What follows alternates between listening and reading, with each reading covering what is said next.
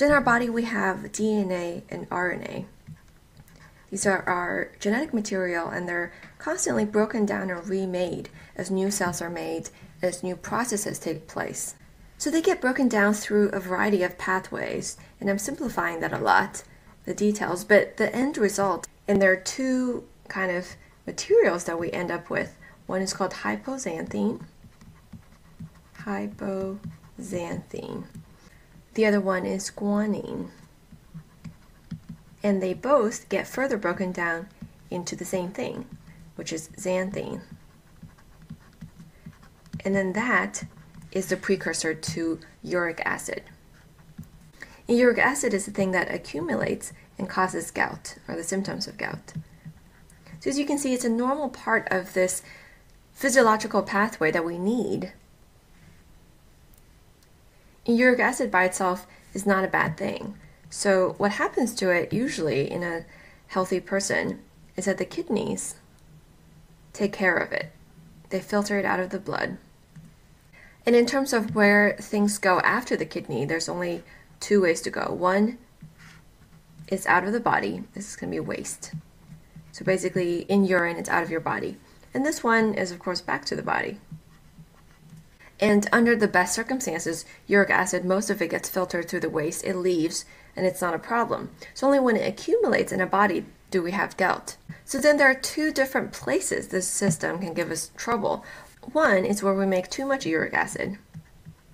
In that case, we would look to this pathway and see why do we have more. And the other place is the kidney not doing its job filtering well. And the problem comes here, where not enough of it leaves the body as waste. So these are the two big umbrellas in terms of the pathophysiology of gout. First, we have primary gout. And I've learned that in medicine, whenever they say primary, it just means we don't know.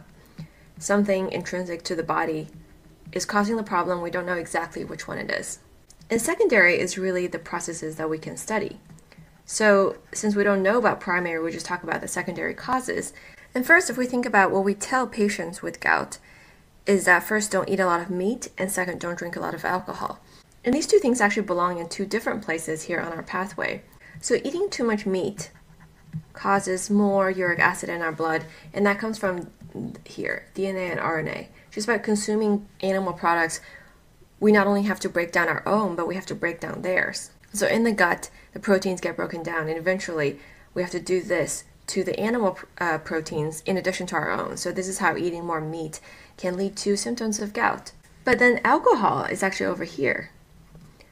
Alcohol gets broken down, and alcohol's breakdown product actually competes with uric acid in the kidney. So it's like if you're in a hall and there's 3 doors to get out.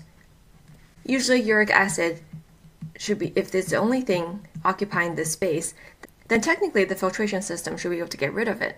But when we add alcohol to the mix, it just so happens to use the same exits as uric acid. So this physical crowding mechanically slows down the filtration. So alcohol makes it harder to get rid of uric acid. And this is assuming the kidneys are normal. Of course, we can also have just kidney disease, and there's a whole branch of medicine for it. But the umbrella term that we use is renal insufficiency.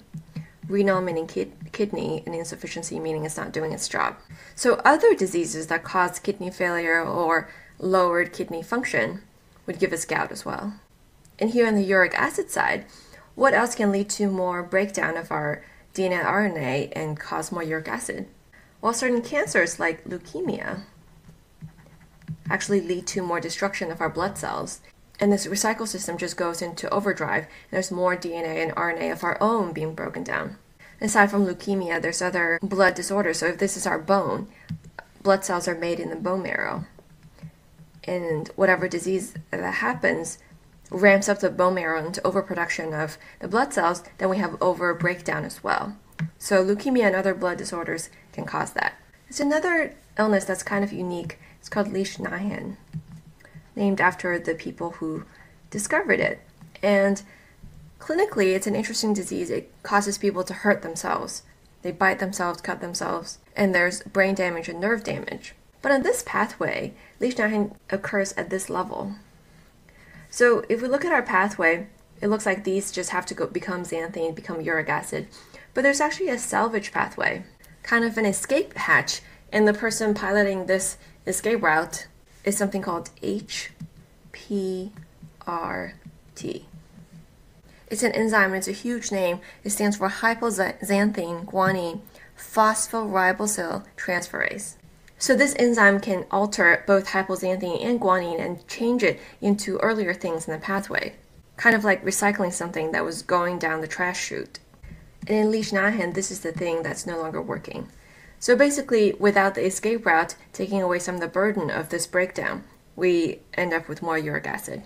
So it doesn't matter why we have more uric acid, whether it's more breakdown or not getting rid of enough of it.